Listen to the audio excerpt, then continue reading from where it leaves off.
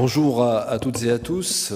Bienvenue dans cette grande ville, la ville de Marseille, la deuxième ville de France, ne l'oublions pas quand même, il faut toujours le dire. Ville plusieurs fois millénaire qui a l'honneur de vous accueillir aujourd'hui.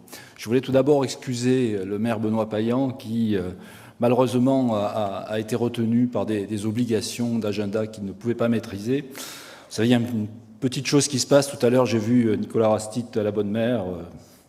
Est-ce que c'était un présage? Le pape va essayer de le remplacer la semaine prochaine. On va voir s'il fait aussi bien. Si le pape descend aussi vite de la Bonne Mère jusqu'au stade Vélodrome, qui est à côté, j'ai quelques doutes, à moins que Nicolas ait quelque part une vocation cachée, on ne sait jamais.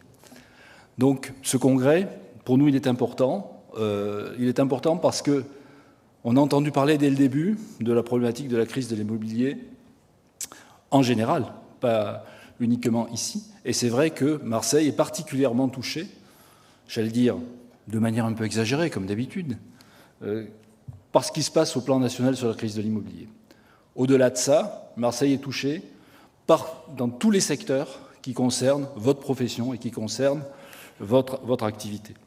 Que ce soit par une problématique de construction, de production de logements, qui aujourd'hui est en berne partout en France, à Marseille aussi, comme ailleurs, mais aussi par des problématiques liées à la gestion, car vous savez que Marseille est la ville de France qui compte le plus grand nombre de copropriétés de plus de 100 logements, et dans ce très grand nombre de copropriétés, une bonne dizaine, voire beaucoup plus, de copropriétés en état dégradé qui nécessitent une intervention spécifique ou plus. Donc c'est dire, si on compte sur la totalité de la profession, parce que l'immobilier, ce n'est pas que de l'action publique, c'est aussi et avant tout une action qui est menée par les privés, quels qu'ils soient, promoteurs, bailleurs privés ou personnes physiques qui s'investissent en tant qu'investisseurs privés dans ce domaine-là.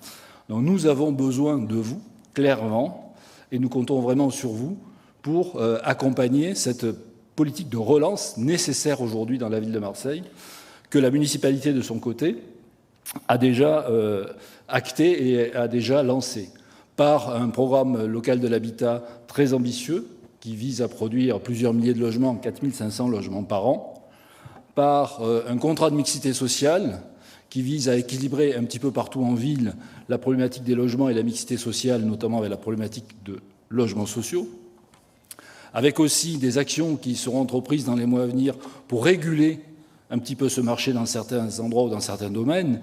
Tout le monde a en tête les résidences meublées de tourisme qui occupent aujourd'hui beaucoup la presse et on le voit bien dans des périodes où l'attractivité de Marseille, qui ne se dément pas, amène à des demandes fortes d'hébergement temporaire par des personnes qui viennent pour passer une journée, 2 journées, une semaine, et notamment à l'approche des grands événements comme on vit actuellement de la Coupe du monde de rugby ou des Jeux Olympiques, mais aussi par le fait que l'on veille à ce que la mixité n'explose pas dans cette ville en remettant dans des territoires trop précis telle ou telle catégorie de personnes, en maîtrisant l'évolution des loyers sur certain nombre de logements dans un certain nombre de secteurs, pas de manière globale, mais de manière très ciblée.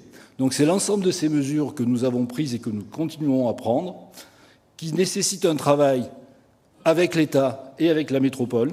Nous le faisons tous les jours.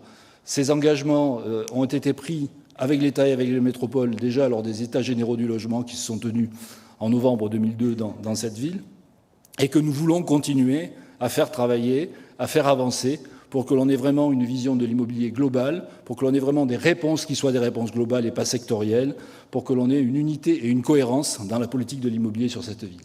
Je vous souhaite un excellent travail pendant ces journées-là et vous remercie vraiment une fois de plus de votre présence. Merci à vous tous.